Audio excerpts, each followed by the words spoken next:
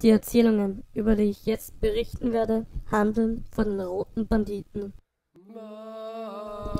Es ist eigentlich wenig eine Creepypasta, mehr wahre Informationen über diese gefährliche Gruppierung. Die Frage, die sich die meisten von euch nun stellen werden, lautet: Wer oder was sind diese roten Banditen? Nun, die roten Banditen sind Anhänger einer satanischen Sekte. Der Name Roter Bandit kommt von ihrer Haarfarbe, denn sobald sie ihre Seele erst einmal verkauft haben, färben sich ihre Haare nach einer biblischen Erzählung rot. I'm your son.